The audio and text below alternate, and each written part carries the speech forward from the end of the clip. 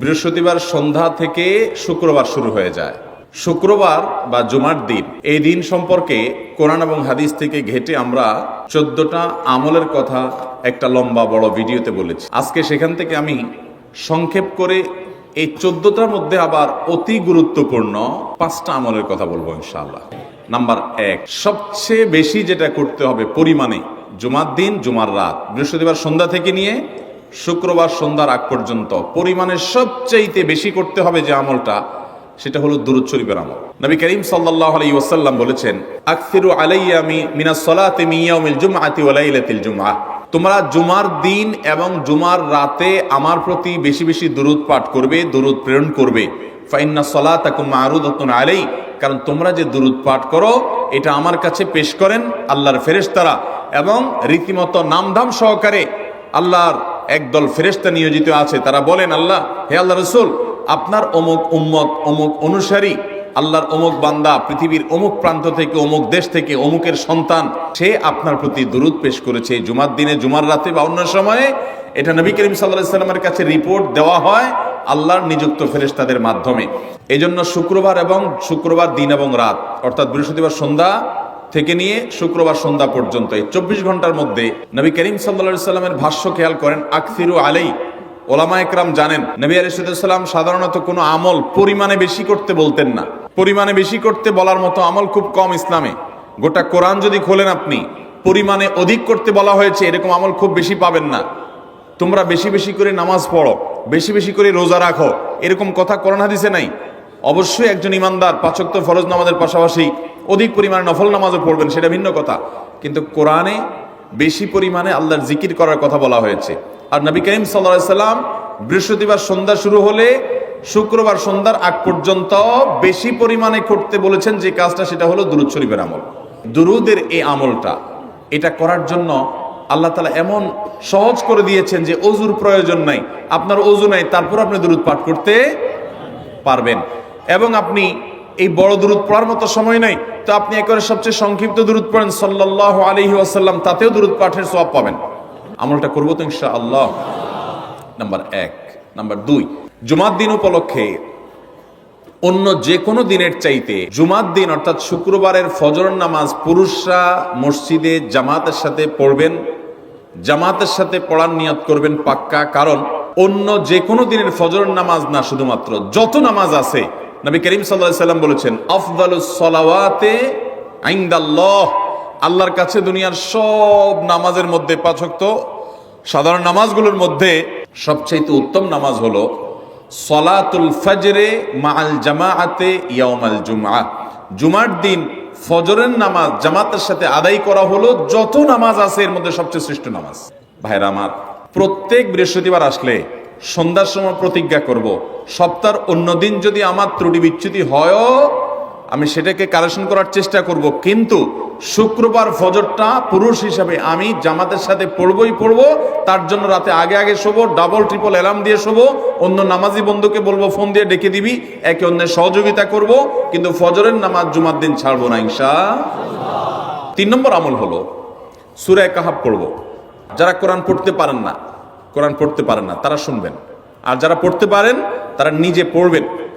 সূরা কাহাফ যদি জুমার দিন কেউ পড়ে, নবী করিম সাল্লাল্লাহু আলাইহি ওয়াসাল্লাম বলেছেন এই সূরাটা তার জন্য নূর হবে, নূর, আলো আল্লাহর তরফ থেকে। কিয়ামতের ময়দানে ভয়াবহ গুটগুটে অন্ধকার হবে। কিয়ামতের একটা ভয়াবহ শাস্তি হলো অন্ধকারের শাস্তি। ভাইরা আমার, অন্ধকারের শাস্তি মানে এমন ভয়াবহ অন্ধকার হবে যে দুনিয়ার অন্ধকারের সাথে কোনো তুলনাযোগ্য নয়।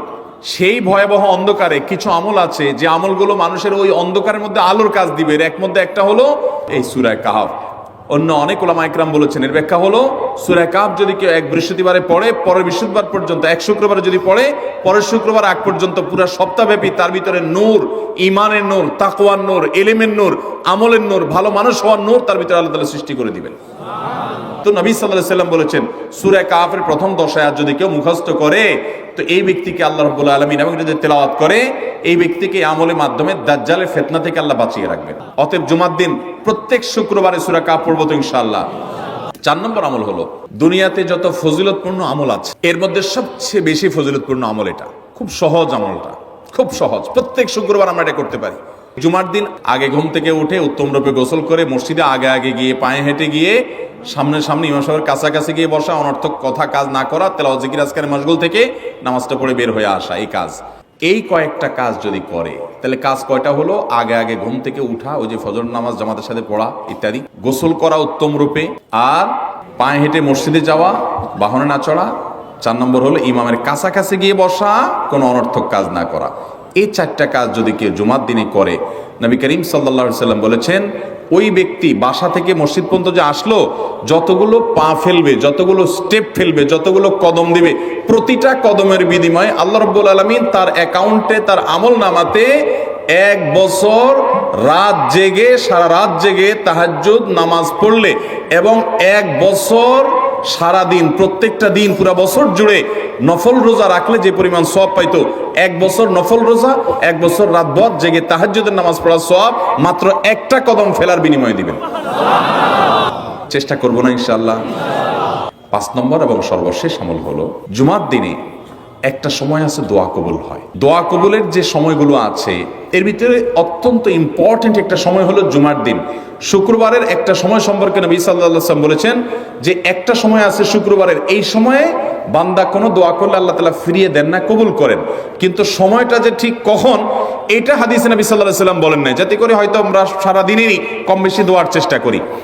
এই বিষয়ে মুহাদ্দিসগণ, হাদিস বিশ্লেষকগণ, পণ্ডিত ওলামায়ে কেরামগণ হাদিসের বিভিন্ন আকার ইঙ্গিতকে গবেষণা করে, অ্যানালাইসিস করে এক একজন এক এক সময়ের কথা বলেছেন। তবে বেশিরভাগ ইমাম, বেশিরভাগ পণ্ডিত ওলামায়ে কেরাম, বেশিরভাগ আপনার ইসলামিক স্কলারগণের বক্তব্য হলো যে এই সময়টা হলো জুমার দিনের শেষ প্রহর, আসরের পর থেকে নিয়ে সূর্য ওঠার আগ পর্যন্ত এই সময়টা।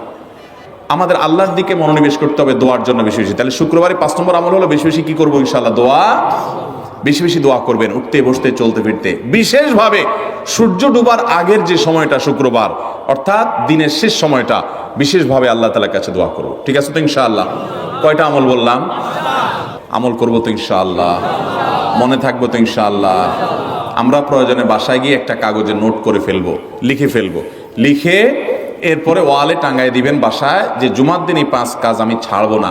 আপনি যদি মনেও না থাকে, আপনার যদি ভুলেও যান, আপনি এই কাগজ আপনাকে মনে করাবে ইনশাআল্লাহ। বাসায় ফ্যামিলির লোকদের সাথে শেয়ার করবেন, জুমার দিন হুজুর বলেছেন, আমি একটু আমার মন থেকে বলিনি, এগুলো সব কোরআন হাদিসের কথা বলেছি আপনাদেরকে।